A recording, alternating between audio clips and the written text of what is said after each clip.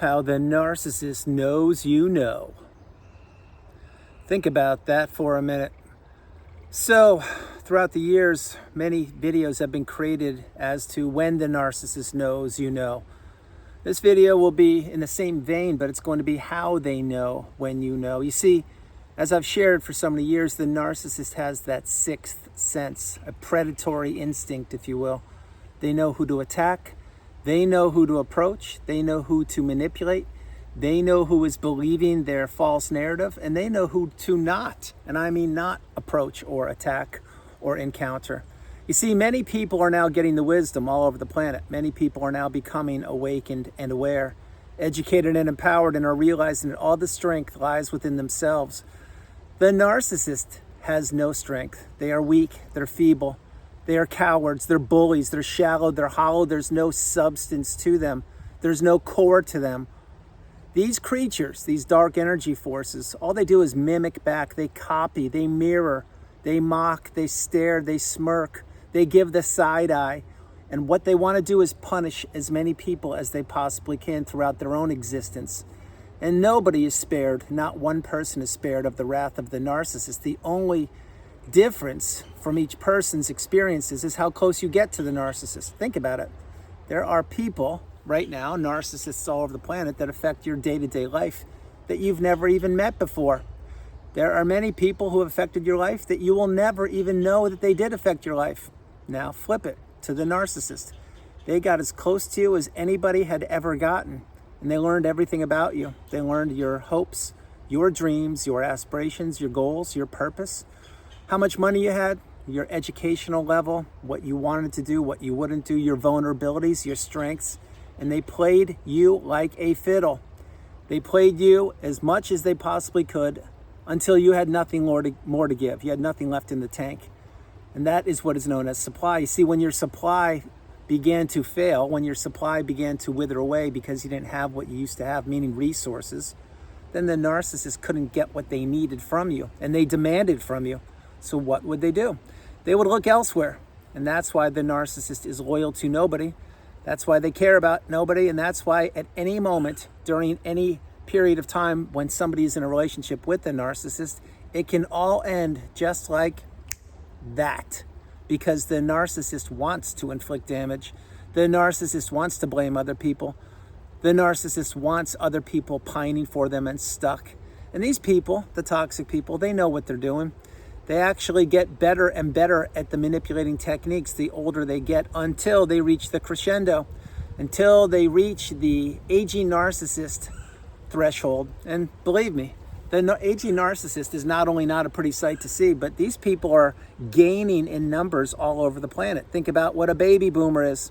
Think about all the generations, Gen Z, Gen X, and all the different gens. You know what generation you're a part of? Well, the older generation currently on the planet, they're the people, most of those people, who were trapped in narcissistic relationships and they didn't even know it. And those people, many of their parents and grandparents told them the things that I'm trying to teach you to unwind. Example, what happens in the house stays in the house, or that's just so-and-so, they had a rough childhood, or it's okay, they didn't have the same upbringing as you. Well, when we were taught those things, we didn't realize that we were giving abuse the oxygen it needs to fan the flames of toxicity. Play that. Play it again. No script at all. This is a real person in the Carolina woods creating a video because I've healed and you're healing. And once you understand how the narcissist knew that you knew, it's because your temperature was changing. You weren't doing what you used to do. And much of that was because you didn't have the resources that you used to have. Example, I'll give you a recent example with money. When you met the narcissist, perhaps you had a good amount of money. Perhaps you didn't have credit card debt and you were saving and you were expecting to buy that house down the road or that fancy car and get the white picket fence and the husband or the wife and the kids and the dogs and all that. Okay, well, you meet the narcissist, you tell them that, and what happens? They begin to slowly steer you away from what you wanted into what they wanted. And they began to beat you down day in, day out, week after week. They began to pummel you with abuse, have you doubt yourself, blame yourself. And as you were experiencing this toxicity, your money was going to the wayside. Truth be told, it was being funneled to the narcissist, probably to buy them purses or watches or trips or cars or Amazon packages or food or restaurants or whatever you were doing, airline flights, I didn't even think about that one. Whatever you were doing, you didn't have the money that you had when you first met them. So remember this. When the money runs out, usually that's when the narcissist does, because the narcissist loves only one thing more than money. That's your money. When you don't have money, they're gone. They don't care. This is why people become the walking apology. This is why people become the walking ATM. It's why people become the unpaid helper and the servant and the indentured servant, and on and on and on. These aren't funny expressions. These are truisms that you were trapped in a narcissistic abusive cycle. The devaluation stage, the trauma bond, or all three. You didn't realize it, but now you're understanding so much more about empathy, about mindset, about toxicity, about narcissism, and about energy. And when you realize how the narcissist knew that you knew, it's because you were pulling back. Because one, you probably wanted to a degree, because you're probably getting burnt out. But two, you had to. You didn't have the money you used to have. Think about it. In the early days when you met the narcissist, you guys could have jumped on a plane and gone to Rome, Italy, Spain, Frankfurt, Germany, or anywhere. Probably within a couple hours, you could have planned those trips and been gone. Well, fast forward to the ending of the relationship. Your health took a hit. You don't have the money. You don't have the time. You can't take time off from work. You have been depleted from everything, and the narcissist is on cloud nine because they watched your life implode, because they did it, and they had all the energy in the world. So then they looked at you, probably literally and figuratively, and said, well, they don't have what I need, so off you go. There's the discard about to happen. And what did the narcissist do? They crumbled you up like a sheet of paper, threw you away in the freeway, wash, rinse, repeat. Then they inserted a new source of supply or a new battery to do what you couldn't do any longer. This is how they knew that you knew. They were testing the temperature of you every waking minute when you were with them. Now fast forward, the relationship's over, you've healed, you figured out what narcissism is, and you put yourself back together. If the narcissist is still spying on you or stalking you or peeking on you, or if they're still using your name, and I can assure you to a degree they are doing all of those things. And no, that's not meant to have you unblock the narcissist. You need to maintain your boundaries. You need to maintain the no contact, the blocking, and you need to become unhooverable. Once you see it, you can't unsee it. And so now you need to understand that getting away from this person, as far as away as you possibly can, is the path. But once you realize that, then the narcissist will be, again, because they spy, they stalk, and they do so many strange and unusual things that you're learning about. When you cross their path or their mind, then they may say, oh, I remember that person from a year ago, 5 years ago, 10, 20, I don't know. Maybe they have a lot going. They're going to look at you or learn about you or spy or stalk your social media. Again, you need to maintain your boundaries. Remember, the narcissist is pathetic. They're weak, they're feeble, and they're cowards. And they do hoover. You don't hoover. You need to get off the radar of the narcissist and not hoover. But when they're spying on you and stalking you or approaching or trying to keep tabs on you, because that is what they do, then they may be saying, wait, how did that person get away? How did they get so strong? Why are they looking so good? How are they going to all the places that they wanted to take me to, but now they're doing it on their own, or maybe with someone else that they actually fell in love with? Well, it's because you're stronger than you knew, and they couldn't extinguish you, and they couldn't knock you down for the count. They could knock you down, and they knocked you down once, twice, 3, 4, 5, but you kept getting up. And that's why you're here, just like myself. And that's how they knew that you knew, because you weren't doing what you used to do. You need to go back in time. What is the narcissistic abusive cycle? There are 4 parts to it, 4 major parts. The first part is the love bomb stage, or the euphoric stage. This is when the jaws of the narcissist are being about to smother you or about to bite into your neck, because they're trying to sink their dirty fangs into you. That's when things appear to be too good to be true, because they are too good to be true. Remember, the narcissist is a snake oil salesperson. They're a used car dealer back in the 70s, and they are doing whatever they can do to manipulate people, trick them, trap them, and have those people enter relationships. That's the first part.